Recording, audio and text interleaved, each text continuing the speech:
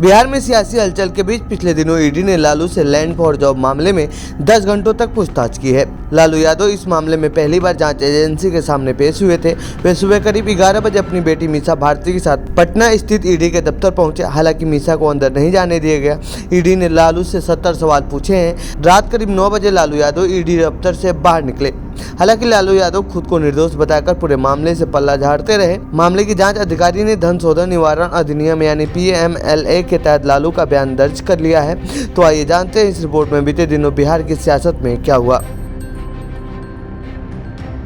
28 जनवरी को आरजेडी से गठबंधन तोड़कर नीतीश कुमार ने बीजेपी के साथ मिलकर सरकार बना ली।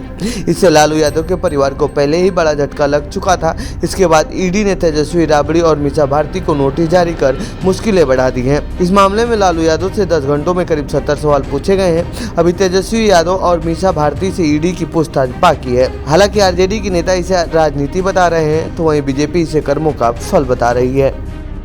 मेरे पास घड़ी है, लेकिन मुझे इतना पता है कि 11 बजे वो अंदर गए थे और 11 बजे से अभी क्या समय हो रहा है मुझे नहीं पता, लेकिन मुझे लगता है कि 6-7 घंटे से ऊपर हो गए होंगे। तो एक बीमार आदमी को इतने देर बिठा के रखना, जिसने मतलब 15 बीमारियां हैं, उसको एज उनका है और लगभग 1 साल होने जा रहा है, किडनी ट्रांसप्लांट करा के आए हैं। तो मुझे लगता है कि अब उनको छोड़ देना चाहिए और उनको लगता है कि कुछ प्रश्न और उनके बचे हैं, तो उनको फिर आप दोबारा डेट दे के बुला लीजिए। आप 2 बार गई भी थी, क्या आप उनसे मुलाकात कर पाई? दवा कुछ?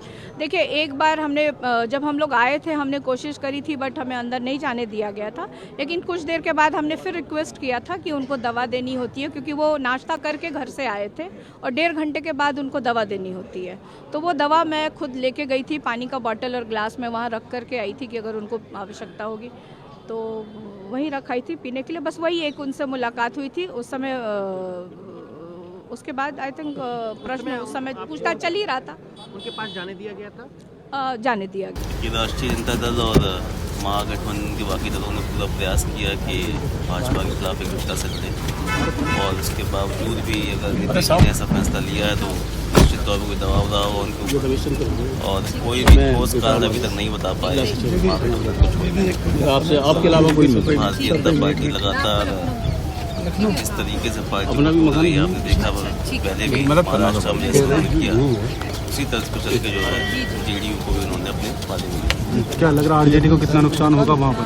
देखिए, जनता का पूरा समर्थन तेजस्वी जी के साथ, आरजेडी के साथ जो नौकरियाँ दी, जो कास्ट सेंसस कराया, तमाम ऐसे मुद्दे हैं जिनको लेकर चुनाव में। तो गठबंधन में कितना नुकसान देख रहे हैं इस बार? देखिए, बिहार में निश्चित तौर पर सबसे बड़ी पार्टी और सबसे ज्यादा सीटें फिर से राष्ट्रीय जनता दल चुनाव में लेके आए। तो वहीं दूसरी तरफ नीतीश कुमार के बीजेपी के साथ जाने से इंडिया गठबंधन के टूटने की चर्चाएं तेज हो गई हैं। इस बीच बीजेपी दावा कर रही है कि जो गठबंधन के नेतृत्व कर रहे थे उन्होंने ही छोड़ दिया, जबकि केजरीवाल और कांग्रेस का मानना है कि नीतीश के बीजेपी के साथ जाने से विपक्ष को इसका फायदा होगा। मुझे लगता है कि नीतीश जी को नहीं जाना चाहिए था। उन्होंने जो किया वो ठीक नहीं किया, गलत किया उन्होंने। जनतंत्र के लिए इस तरह का कंडक्ट सही नहीं है। लेकिन जो मेरी अपनी समझ है लोगों की सोच की और जो रिएक्शंस आ रहे हैं, इससे एनडीए को फायदे की बजाय भारी नुकसान होगा बिहार के अंदर। ये तो रिजल्ट्स ही बताएंगे, लेकिन मेरा अपना मानना है कि एनडीए को बिहार के अंदर इससे काफ़ी ज़्यादा नुकसान होगा। इंडिया गठबंधन को फ़ायदा होगा, और आप लोग प्रार्थना कीजिए कि कल शायद इंडिया गठबंधन की पहली जीत का संदेश आ जाए चंडीगढ़ के चुनाव से। कल चंडीगढ़ के पोल्स हैं और नतीजे आएंगे कल। तो ये थी बिहार की सियासत से जुड़ी हमारी रिपोर्ट। आपको कैसी लगी है रिपोर्ट कमेंट बॉक्स में बताएं। साथ ही इस पूरे मामले पर आप क्या कहना चाहते हैं कमेंट बॉक्स में लिखें। बाकी देश दुनिया की खबरों के लिए बने रहिए जनसत्ता के साथ। धन्यवाद।